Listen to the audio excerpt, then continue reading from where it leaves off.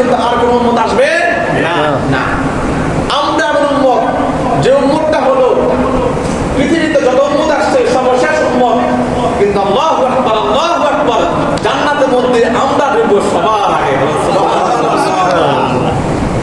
আমাদের নবী শেষ নবী, জান্নাতে ঢুকবো সব নবীর আগে, আমরা হলাম সর্বশেষ উম্মত, জান্নাতে ঢুকবো সবার আগে। সুবহানাল্লাহ। এটা তো কার বৈশিষ্ট্য? আমাদের বৈশিষ্ট্য। সর্বশেষ নবী হওয়া এই গুণ কি অর্জন করছেন? একমাত্র আল্লাহ নবী অর্জন করছেন, অন্য কেমন অর্জন করেন নাই। পৃথিবীতে অনেক নবী আসছেন, কিন্তু সর্বশেষ নবী হওয়ার যে মর্যাদা, সর্বশেষ নবী হওয়ার যে ফজিলত, এই ফজিলত একমাত্র অর্জন করছে কে? আমাদের নবী। আমরা বুক ফুলে বলতে পারি, গর্ব করে বলতে পারি, আমাদের নবী হলেন সর্বশেষ নবী।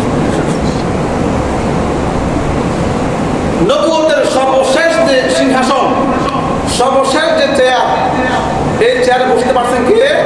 আমাদের নবী। খতম নবুয়তের সিংহাসন আমাদের নবীর জন্য খাস। খতম নবুয়তের সিংহাসন, সর্বশেষ নবী হওয়ার সিংহাসন, সর্বশেষ নবীর চেয়ার, সর্বশেষ নবীর পদ একমাত্র আমাদের নবীর পদ। এই পদে কেউ বসার সাহস করতে পারবে না, কেউ দাবিও করতে পারবে না। যদি কেউ দাবি করে, আমরা তাকে কাফের বলতে দ্বিধাবোধ করবো। প্রিয় হাদিস, মুসলমান তারা নবীকে নিজের আত্মার চেয়ে বেশি ভালোবাসে। ভালোবাসে কিনা? ভালোবাসে কিনা বলে? একজন মুসলমান হয়তো বা গাফলতির কারণে নামাজ পড়তে পারে না, অলসতার কারণে যাকাত দিতে পারে না, অলসতার কারণে রোজা রাখতে পারে না, অলসতার কারণে হজ করতে পারে না, 5 ওয়াক্ত নামাজ পড়তে পারে না, কিন্তু মুসলমান তার নবীর ব্যাপারে কেউ কোনো কথা বলবে, কটূক্তি করবে, এটা সে সহ্য করবে না। সহ্য করবে?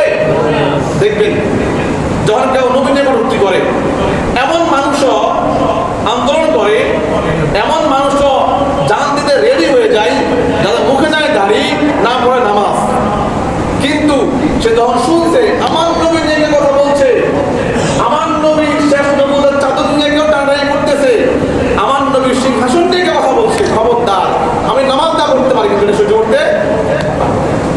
কারণ জায়গাটা কিসের? আকীদা। কিসের জায়গা? আকীদা। এই জায়গা যদি কচু পাতার পানির মতো হয়, তার মুমিন হওয়া যাবে। এই জায়গা হতে হবে শক্ত। প্রিয় হাজির, মুমিন হওয়ার জন্য, মুসলমান হওয়ার জন্য এতটুকু বিশ্বাস করতে হবে। আল্লাহকে যেমন বিশ্বাস করতে হবে, নবী মুহাম্মদকে সর্বশেষ নবী বলে বিশ্বাস করতে হবে, সর্বশেষ রাসূল বলে বিশ্বাস করতে হবে। এরপরে পৃথিবীর বুকে আর কোনো নবী আসবে না, আর কোনো রাসূল আসবে না, এটাও বিশ্বাস করতে হবে। এতটুকু বিশ্বাস না করলে কোন মানুষকে আমরা মুমিন বলবো না, মুসলমান বলবো না, এবং তাকে আমরা কাফের বলতেও দ্বিধাবোধ করবো না। কারণ বিষয়টা হলো আকীদার বিষয়। নামাজ না পড়লে কাফের হবে না, যাকাত না দিলে কাফের হবে না, হজ না করলে কাফের হবে না। কিন্তু যদি কেউ এগুলোকে অস্বীকার করে, সে কাফের হবে। তদ্রূপ ভাবে যদি কেউ বিশ্বনবীকে সর্বশেষ নবী বিশ্বাস না করে, এবং তারপরে পৃথিবীতে কোনো ধরনের নবী আসবে না এত বিশ্বাস না করে, তাহলে সে কাফের হবে।